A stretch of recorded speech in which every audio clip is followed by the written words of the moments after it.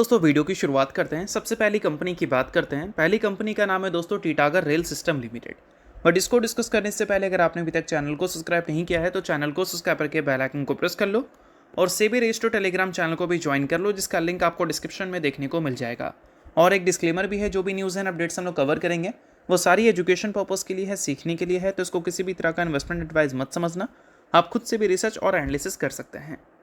तो चलिए अब बात कर लेते हैं टीटागढ़ रेल सिस्टम से रिलेटेड कुछ इंपॉर्टेंट अपडेट्स के बारे में, क्योंकि आज के दिन इस कंपनी की परफॉर्मेंस हमें काफ़ी ज़्यादा कमाल की देखने को मिली थी। अब ये कमाल की परफॉर्मेंस के बाद स्टिल ये कंपनी 52 वीक हाई से 14% हमें नीचे देखने को मिल रही है। बट ऑल टाइम हाई से देखोगे तो गिरावट का नंबर आपको 50 से 60% तक देखने को मिल जाएगा। अब इसका सबसे बड़ा कारण ये है कि कंपनी एक टाइम पे अपने प्रॉफिट को इतनी शार्पली ग्रो कर रही थी कि लगातार ये कंपनी की परफॉर्मेंस स्टॉक मार्केट में ज़बरदस्त रह रहा था। बट अब अगर देखोगे तो सिनेरियोज एकदम डिफरेंट है। पिछले एक साल में कंपनी के रेवेन्यू डी ग्रोथ रिपोर्ट किए हैं 15% से और प्रॉफिट 37% से डी ग्रोथ रिपोर्ट किए हैं। अब इसका सबसे बड़ा कारण ये हो सकता है कि कंपनी के पास जो ऑर्डर बुक है और जो कंपनी के पास प्रोडक्शन कैपेसिटी है उसमें एक बड़ा गैप दिख रहा है।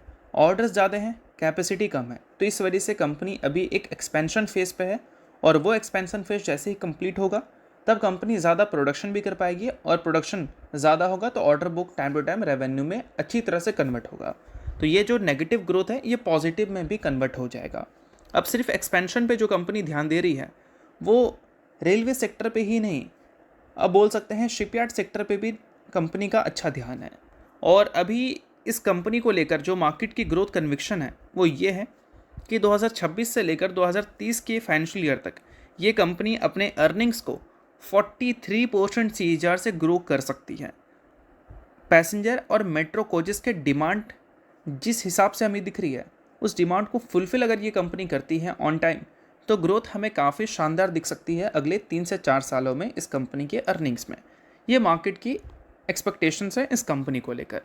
बट अभी हाल ही में इस कंपनी की एक सब्सिडरी है जिसका नाम है टीटागढ़ नवाल सिस्टम, उसको रिसीव हो चुका था अप्रूवल। किस चीज़ के लिए भाई? ब्राउनफील्ड एक्सपेंशन के लिए एट फाल्ता वेस्ट बंगाल, जो government of India shipyard development scheme के अंडर है। और इसके लिए कंपनी इन्वेस्टमेंट कर रही है 610 करोड़ रुपए। अब ये इसलिए किया जा रहा है क्योंकि ये कंपनी को जो शिप बिल्डिंग सेक्टर है उससे भी अच्छे कॉन्ट्रैक्ट्स मिल रहे हैं। पहले कंपनी पूरी तरह से रेलवे सेक्टर में काम करती थी, फिर कंपनी एक्सपेंशन की और वहाँ से कंपनी को ऑर्डर्स मिलना शुरू हो गई। अब यहाँ पर कंपनी अपनी मैन्युफैक्चरिंग फैसिलिटीज़ के लिए 610 करोड़ रुपए इन्वेस्ट कर रही है और इसके लिए गवर्नमेंट से अप्रूवल भी इनको मिल चुका है। मैन्युफैक्चरिंग फैसिलिटीज सेटअप हो जाएगा, अच्छे ऑर्डर्स लगातार वहाँ से मिलते रहेंगे। रेलवे सेक्टर से भी डिमांड कंपनी की अच्छी है, तो ओवरऑल आने वाले सालों में कंपनी के साइड से एक अच्छी पोटेंशियल हमें दिख सकती है एक ग्रोथ रिपोर्ट करने का। और इसी वजह से जब जब ये कंपनी 50% 60% नीचे दिखती है तो आपको बीच बीच में ऐसा ट्रेडिंग सेशन जाता हुआ दिखता है जहाँ पर ये कंपनी में 5%, 6%, 9%, 10-15% तक की तेज़ी देखने को मिल जाती है एक सिंगल ट्रेडिंग सेशन में। तो ये कंपनी के लिए नया नहीं है, इससे पहले भी कई बार कंपनी ने ऐसे मूव्स हमें दिखा रखे हैं।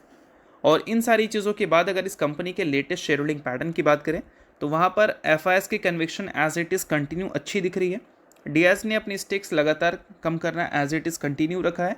और पब्लिक के स्टेक्स की बात करें तो उनके स्टेक्स पिछले क्वार्टर में कम हुए थे, जो कि एक अच्छी बात थी, बट इस क्वार्टर में स्लाइटली ऊपर गए हैं क्योंकि DIS ने अपने स्टेक्स इंक्रीज़ की जगह डिक्रीज़ किए हैं और FIS के स्टेक्स ऑलमोस्ट अनचेंज हैं। तो ये सारी चीज़ों को आप नोट डाउन कर सकते हो अगर आप टीटागढ़ रेल सिस्टम के शेयर होल्डर हो तो। सो दोस्तों फिलहाल रिजल्ट का पीरियड चल रहा है और रिजल्ट के पीरियड में हर कोई को अपनी कंपनी के रिजल्ट जानने हैं। तो इसके लिए क्या कर सकते हैं, आप सेबी रजिस्टर्ड रिसर्च एनालिस्ट के टेलीग्राम चैनल को ज्वाइन कर सकते हैं, जहां पर सबसे पहले आपको रिजल्ट्स की अपडेट मिलेंगी। साथ में उस कंपनी के टेक्निकल्स को प्रॉपर एनालिसिस कर यहाँ पर अपडेट किया जाएगा, जिसको भी चाहो तो आप चेकआउट कर सकते हो। ये आपके लिए बहुत ज़्यादा यूजफुल रहेगा क्योंकि इससे आपको क्लैरिटी मिलेगी कि आपकी कंपनी की परफॉर्मेंस अभी के टाइम पे कैसी है और आगे कैसी हो सकती है। और ये सारी चीज़ें कौन देगा? SEBI registered research analyst. तो इसके लिए आप टेलीग्राम चैनल को ज्वाइन कर सकते हैं, ज्वाइन बिल्कुल फ्री में कर सकते हो। मल्टीपल कंपनी के चार्ट्स आपको दिख जाएंगे जिसको आप चेकआउट भी कर सकते हो। तो लिंक डिस्क्रिप्शन में है, लिंक के थ्रू जाकर चैनल को ज्वाइन कर लो। तो चलिए दोस्तों बात करते हैं अगली कंपनी के बारे में। अगली कंपनी का नाम है CDSL यानी कि central depository services India limited. CDSL का हालिया परफॉर्मेंस हमें कुछ खास अच्छा देखने को मिला नहीं था। बीच में कंपनी 3 से 4% की गिरावट दिखाई थी और इसका सबसे बड़ा कारण था कंपनी का Q4 का नेट प्रॉफिट। नेट प्रॉफिट हमें इस बार 20% से गिरता हुआ दिखा था ईयर ऑन ईयर बेसिस पे, और क्यू ऑन क्यू बेसिस पे परफॉर्मेंस और भी खराब थी, और मार्जिन्स हमें अंडर प्रेशर भी देखने को मिला था। और इसके पीछे का 2 रीज़न था।